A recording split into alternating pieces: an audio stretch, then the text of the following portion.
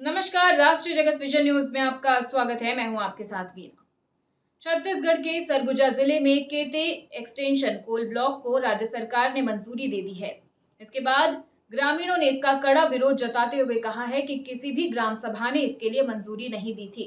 इस एक्सटेंशन के खुलने से सांस्कृतिक धरोहर को खतरा है। आइए आपको दिखाते हैं पूरी खबर।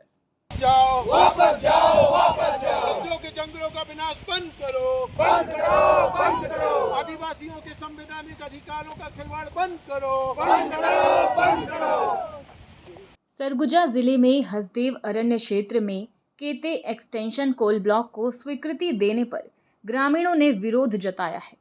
बुधवार को सैकड़ों ग्रामीणों ने रैली निकाली और खदान के लिए अनुमति को निरस्त करने की मांग को लेकर मुख्यमंत्री के नाम ज्ञापन सौंपा। हसदेव क्षेत्र के प्रभावित गांवों के ग्रामीणों का कहना है कि खनन क्षेत्र के अंतर्गत आने वाले किसी भी पंचायत की ग्राम सभा ने कोल ब्लॉक के लिए सहमति का प्रस्ताव नहीं दिया है।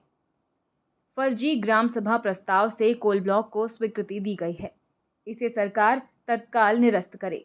ग्रामीणों के मुताबिक केते एक्सटेंशन कोल ब्लॉक में करीब 5 लाख पेड़ काटे जाने का अनुमान है। पूर्ववर्ती कांग्रेस सरकार के कार्यकाल में एलिफेंट कॉरिडोर की दूरी 10 किलोमीटर बताकर खनन के लिए अनुमति रोकी गई थी। हसदेव क्षेत्र के केते एक्सटेंशन कोल ब्लॉक में वन भूमि के डायवर्शन के लिए सरगुजा डीएफओ ने 26 जून 2025 को अनुशंसा पत्र जारी किया है। इसके बाद कोल ब्लॉक का रास्ता साफ हो गया।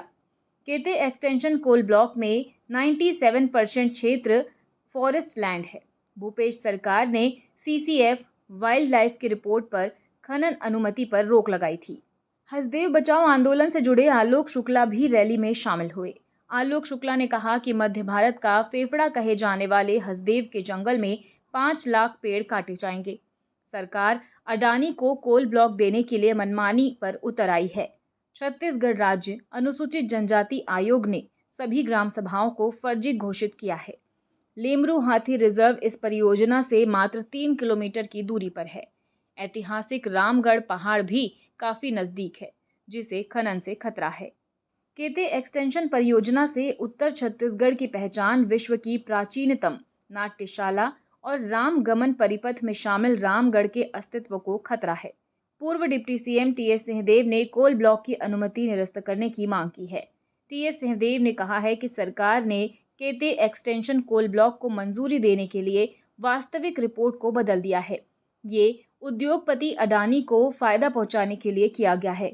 हम कोल ब्लॉक का विरोध करने वाले ग्रामीणों के साथ खड़े हैं। आज बहुत चिंता वाली सूचना विदेश यात्रा के दरमियान मुझे मिली कि रामगढ़ की पहाड़ी को जिस केते बासन एक्सटेंशन कोयला खदान प्रोजेक्ट से पूर्ण रूप से नुकसान होने की संभावना है।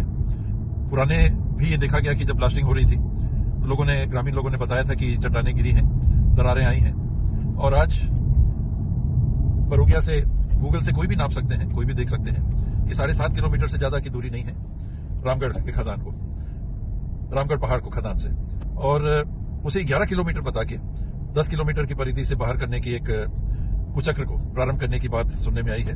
ये पूरी तरह से आपत्तिजनक है।